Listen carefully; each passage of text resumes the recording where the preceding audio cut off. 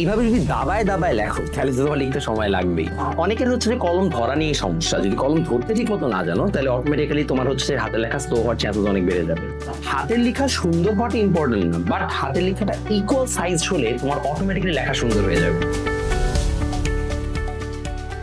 আসসালামু আলাইকুম সবাইকে। আজকে আমরা একটা খুবই ইন্টারেস্টিং টপিক নিয়ে আলোচনা করব, সেটা হচ্ছে হাতের লেখা কিভাবে ফাস্ট করা যায়।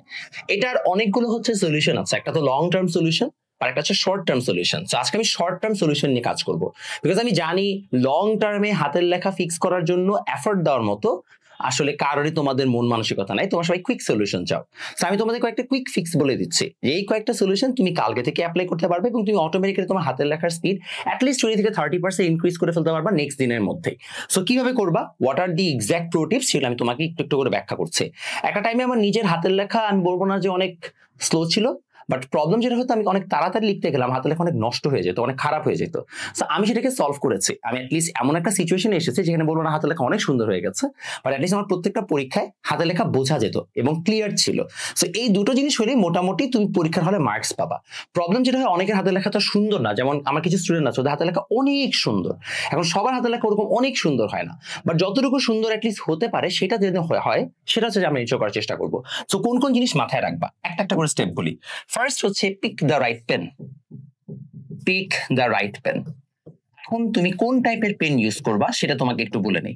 পেন ইউজ করার ক্ষেত্রে চেষ্টা করবা এমন পেন যেটা লাইট বা হালকা, যেটার নিবটা হচ্ছে একটু গোলাকার, বা আমরা বলতে পারি হচ্ছে যে একটু ভোতা টাইপের নিব, এটাকে বলে ব্লান্ট নিব। হ্যাঁ, ব্লান্ট নিব। আর হচ্ছে যে একই সাথে যেটা সহজে ঘামায় না, ঠিক আছে? সো হচ্ছে যে তোমার বলতে পারো হচ্ছে যে তোমার sweat absorbing. Sweat absorbing better হয় যদি সেখানে হচ্ছে যে রাবার গ্রিপ থাকে। সো এই হচ্ছে যে তোমার পেন। এখন এক একজন এক এক পেন পছন্দ, এটা খুবই স্বাভাবিক। বাজারে এখন সবচেয়ে বেশি পেন চলে হচ্ছে ম্যাটাডোর গুলোর। সো ম্যাটাডোরের হচ্ছে i10 আছে, হাই স্কুল আছে, একটা আছে। আমি তোমাকে জাস্ট প্রবলেম গুলো বলি। যেমন ম্যাটাডোর হাই স্কুল, এটার দাম হচ্ছে মোস্ট প্রবলি 5 টাকা, আমি যতটুকু জানি। এই কলমটার আমার কাছে খুব একটা পছন্দ না, যদি আমি এটা ইউজ করি, কারণ আমার এখন অত লম্বা লেখা লাগে না, অল্প স্বল্প লিখতে হয়। ইন দ্যাট কেস আমি হয়তো এটা ইউজ করে কোনো সমস্যা নেই। বাট এই কলমের সবচেয়ে বড় সমস্যা হচ্ছে এই কলমটা দেখা মানে ধরার দিক থেকে ইজ ওকে, ঠিক আছে, মানে যেরকম উইথ মানে যেরকম পুরুত্ব এন্ড সবকিছু ঠিক আছে, বাট এটা প্লাস্টিকের। তো এটা বারবার হচ্ছে একটা টাইম পরে আঙ্গুলে ব্যথা করা শুরু করে। যদি 3 ঘন্টার পরীক্ষা দাও তাহলে আঙ্গুলে এটা অনেক বেশি প্রেসার পড়তে পড়তে, যেহেতু এটা শক্ত, ব্যথা হওয়া শুরু হয়। একই সাথে নিবটা হচ্ছে অনেক চোখা। সো দেখা যায় যে লিখতে গেলে না এটা হচ্ছে যে ইজিলি টান দেওয়া যায় না, স্লাইড করানো যায় না। এটার তুলনায় এমন কোনো পেন ইউজ করা বেটার, যেমন i10 আবার এই থেকে বেটার। i10 এর নিবটা এমন যেটা ইজিলি হচ্ছে স্লাইড করানো যায়।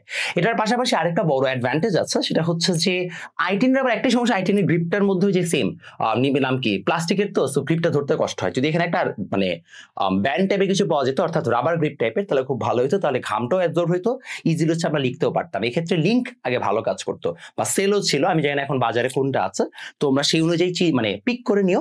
বাট কারো যদি কোনো একটা কলমের প্রতি প্রেফারেন্স থাকে তাহলে দ্যাটস অলসো ওকে, বাট এমন কিছু নিবা যেটা তোমার জন্য কমফোর্টেবল। আমি তোমাকে কয়েকটা বেসিক বৈশিষ্ট্য বলেছি, কলম চেঞ্জ করে দেখতে পারো তোমার জন্য এটা বেটার কোনো একটা সলিউশন দেয় কিনা।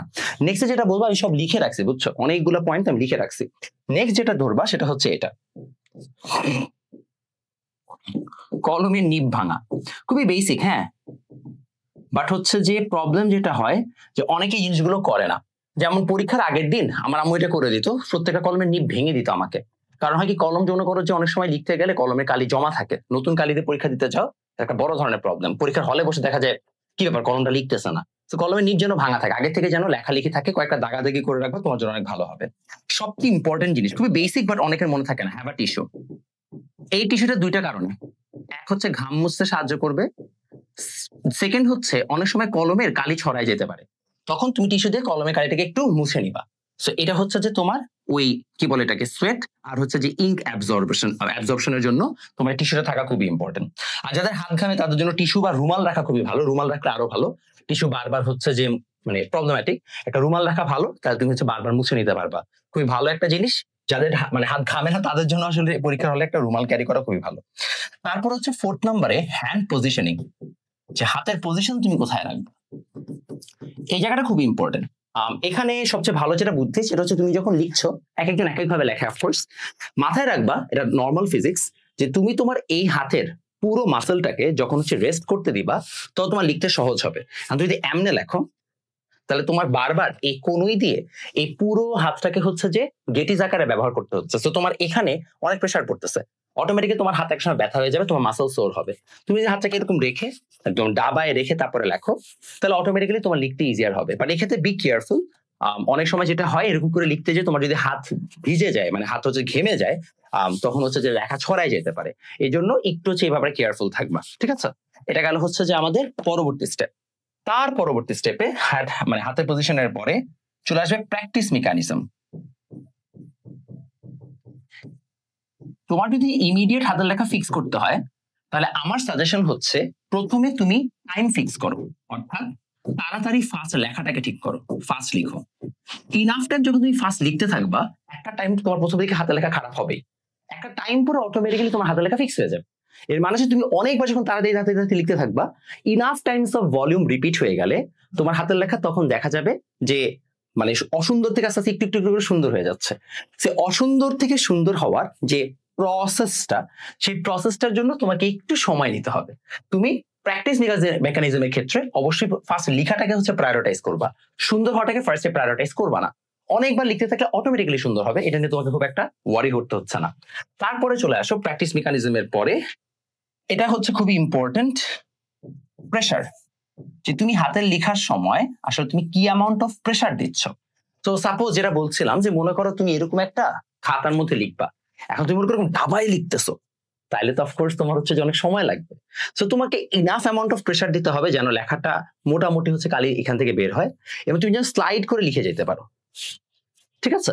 এতটুকু জাস্ট তোমাকে এনশিওর করতে হবে। অনেকে আমি দেখি অনেক প্রেশার দিয়ে এরকম করে ডাবায় ডাবায় লেখে, না, এটা হচ্ছে লিখতে গেলে যেটা হয় তোমার হচ্ছে সময় নষ্ট হবে। তো তোমার প্রেশারটাকে কমানো শিখতে হবে, এবং এটা খুবই সিম্পল একটা জিনিস, জাস্ট হচ্ছে যে এরকম করে ডাবায় না লিখে আস্তে আস্তে স্লাইড করে লিখে যাবা। এটা তুমি যদি করো, দেখো অটোমেটিক্যালি তোমার লেখার হচ্ছে স্পিড বেড়ে গেছে। আমি এই জিনিসটা খুব পার্টিকুলারলি অ্যাপ্লাই করেছি যখন আমি ফিক্স করার চেষ্টা করেছি। দেন একটা প্রো টিপ আমি তোমাকে দিয়ে রাখি, হাতের লেখা সুন্দর করার ক্ষেত্রে একটা খুব সহজ জিনিস হচ্ছে সেম সাইজ লেটার লেখা। এই জিনিসটা আমি অনেক পরে রিয়েলাইজ করছি। আমি প্রথম দিকে অনেক চেষ্টা করেছি অক্ষরগুলো সুন্দর করতে, দেন আমি দেখলাম ভাই অক্ষরগুলো সুন্দর করে বাক্য সুন্দর করে একটা আসলে প্যারা জিনিস। এর থেকে ইজিয়ার মেথড হচ্ছে আমি আমার সবগুলো লেটারকে অ্যাটলিস্ট একই লাইনে এবং একই সাইজে নিয়ে আসি, তাহলে অটোমেটিক্যালি দেখা যাবে আমার লেখাটা একটা সুন্দর স্টেজে চলে আসছে। সো আমি জাস্ট এতটুকু এনশিওর করার চেষ্টা করছি যে আমি যখন লেখা লিখছি তখন আমার লেখার প্রতিটা সাইজ লেটার যেন ইকুয়াল সাইজের হয়, এবং এটা করা খুব একটা কঠিন কাজ না। মানে প্রতিটা অক্ষরের গঠন চেঞ্জ করা অনেক মানে কঠিন আমরা যেভাবে লিখি। যেমন আমি আসলে ম লিখি এইভাবে, মনে করে এইভাবে লিখি, আমি যে মাত্রা দিতে ভুলে যাই। সো আমার কোন একটা ফ্রেন্ড হয়তো ম লিখবে এইভাবে, একদম যেটা সুন্দর করে লেখে। হ্যাঁ, আমি জানি না কেমন লেখা, ওরা একদম সুন্দর করে এইভাবে লিখবে, হ্যাঁ, আগে এরকম মাত্রা দিবে, অনেক কিছু করবে। এখন আমি একভাবে লিখে অভ্যস্ত, এটাকে হুট করে চেঞ্জ করাটা কঠিন। বাট আমার জাস্ট কাজ কি হবে, আমার জাস্ট কাজ হবে আমি যতটুকু লিখছি সেটা যেন একই সাইজে থাকে অন্তত। খুব বাজে লেখা হয়েছে, যাই হোক। সো এরকম ভাবে তোমার সেম সাইজ লেটার হওয়াটা ইম্পর্টেন্ট, এটাতে ফোকাস করো, অটোমেটিক্যালি তোমার লেখা অনেক সুন্দর হয়ে যাবে। তারপরে চলে আসি এর পরবর্তীতে আছে হচ্ছে যে তোমার লাস্ট, সেটা হচ্ছে যে যদি আমি 7 নাম্বার পয়েন্ট তোমাকে আমি বলি, সরি 8 নাম্বার পয়েন্ট, যেটা দিলে তোমার অটোমেটিক্যালি হাতের লেখা ভালো হয়ে যাবে, সেটা হচ্ছে এই সব কিছুর পাশাপাশি তোমাকে টাইম ফ্রেম ধরে প্র্যাকটিস করতে হবে। এটা হচ্ছে একটা লং টার্ম, একটা লং টার্ম প্র্যাকটিস। যে মনে করো তুমি বাংলা ইংলিশ এগুলো লিখতে যে অনেক লেখা লিখতে হয়, তোমার হাতের লেখা ওই সময় ভালো কাজ করে না, তো তোমাকে বাসায় টাইম ফ্রেম ধরে প্র্যাকটিস করা শিখতে হবে। আনফরচুনেটলি আমি সেটা করি না। যেমন আমি নিজেই প্রথমবার 7টা সৃজনশীল প্রপারলি কমপ্লিটলি লিখতে হচ্ছে পরীক্ষার হলে, যে একদম বোর্ডে, তার আগে জীবন হচ্ছে যেটা পুরোপুরি আমি লিখিয়ে নেই। যতবারে লিখ দিতে দিছে 6টা সৃজনশীল লিখে বেরোয় চলে গেছি, 5টা লিখে বেরোয় চলে গেছি, কিন্তু পাত্তা দিই নাই। সো এটা খুব একটা ভালো জিনিস ছিল না। তোমার জন্য সাজেশন হচ্ছে অবশ্যই অবশ্যই টাইম ফ্রেম ধরে ধরে প্র্যাকটিস করো, যেন কোনোভাবে কিছু মিস না যায়। এটা করতে পারলে ইনশাআল্লাহ তোমার হচ্ছে পরীক্ষা অবশ্যই অবশ্যই অনেক ভালো হবে, তোমার হাতের লেখা অটোমেটিক্যালি বেটার হয়ে যাবে। দেখা হবে নেক্সট ভিডিওতে। ও আচ্ছা, লাস্ট কথা বলতে ভুলে গেছি, আমাদের সব বই কিন্তু 10% ডিসকাউন্ট চলতেছে, এবং এগুলো স্টক ক্লিয়ারেন্স অফার। এর মানে হচ্ছে যে কিছু বই আছে কিছু বই নাই। সো অবশ্যই ঠিক মতো জেনে শুনে অর্ডার দিয়ে ফেলেন, এটা কিন্তু আর কয়েকদিন মাত্র চলবে। সো আপনাদের যার যার হচ্ছে বই অর্ডার দেওয়ার, তাড়াতাড়ি অর্ডার দিয়ে ফেলবেন।